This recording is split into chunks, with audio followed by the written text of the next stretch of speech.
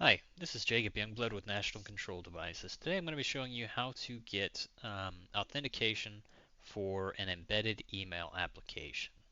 So Google and a lot of other email service providers have moved away from allowing simple authentication into their servers for sending email. So one of the things that Google has now is what is called app passwords. And one of the things you'll need is two-step verification to be able to set this up. We're doing this kind of as a quick getting started. This process may change in the future. I recommend trying to find this document, whatever is, current for the information from Google itself.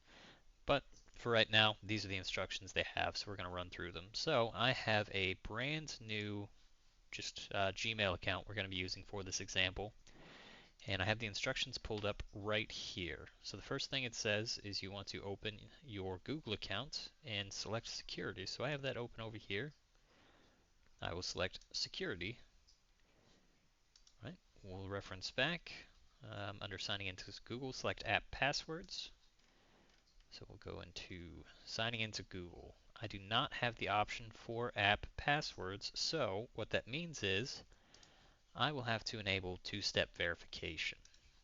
So we'll just select this. It'll get us some information. We'll choose Get Started. I will enter in my password.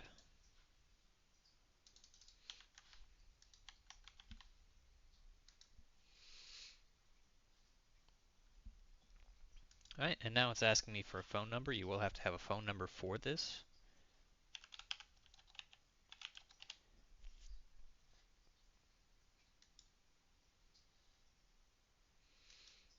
It will send me a text message, and I will need to enter in the information that it's sent. We'll hit Next. It says it works. We'll turn on. All right, and now we will go back to signing into Google, and we'll see we now have app passwords available. So I'm going to click on that. It'll ask me to log in again. And here it'll say we don't have any app passwords available. So we'll choose Other. We'll call this um, Embedded Test Device Emailer. You name that whatever you'd like, and we will say Generate. So from here, we will have our password.